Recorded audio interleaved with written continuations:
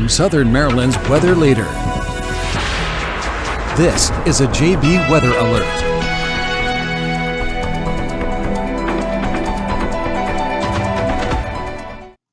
Hello and good afternoon. I'm Forecaster John Bordash, sitting with you just before 5 o'clock, continuing to track the threat of thunderstorms across the region, which we've been highlighting throughout the day.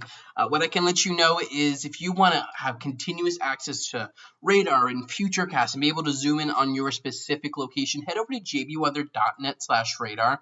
My interactive radar is over there, and you can really kind of zoom into where you are, see how things are progressing towards you, and time things out as we head forward.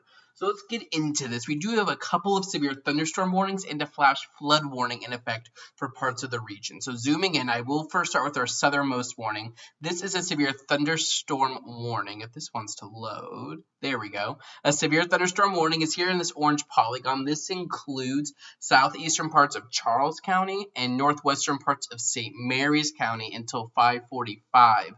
At 4:52, a severe thunderstorm was located over Dahlgren in parts of King George County, Virginia, moving northeast at 20 miles per hour. The main hazard here is going to be 60-mile-an-hour wind gusts, as well as heavy rain and a little bit of lightning.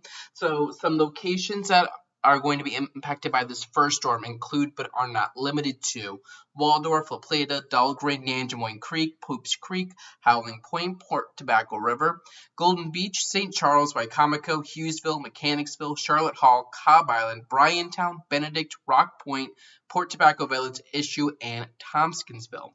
So as we time this out again, we're tracking this entire little line right here, moving to the northeast at about 20 miles per hour. So this would just be a general look at that storm timing here for you.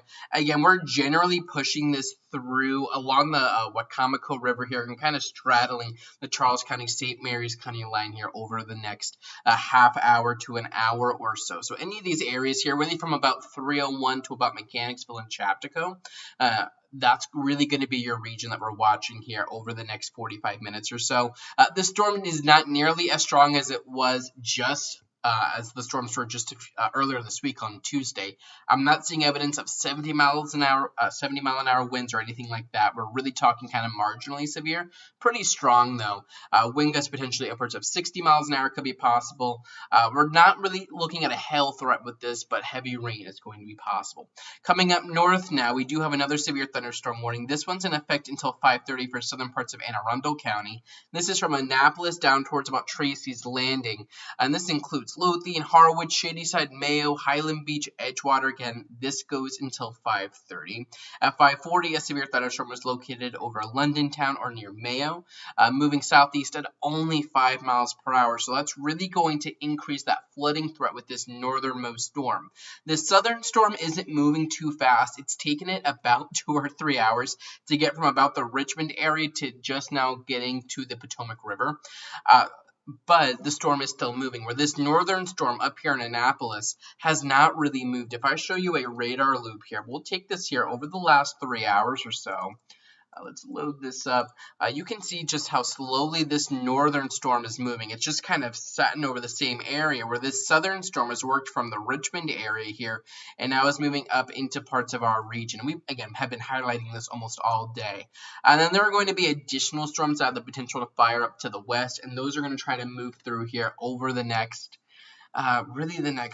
probably 4, 5, 6 hours or so. They're going to be scattered in nature, so it's going to be difficult to say whether or not one location will indeed see rain or what you can expect in one specific location. We're still very much in the summertime pattern, and I think a lot of you know what that means. Popcorn type storms that move over. And some of these storms aren't moving quick, as we see with that northern storm in Anne Arundel County, only moving at about 5 miles per hour.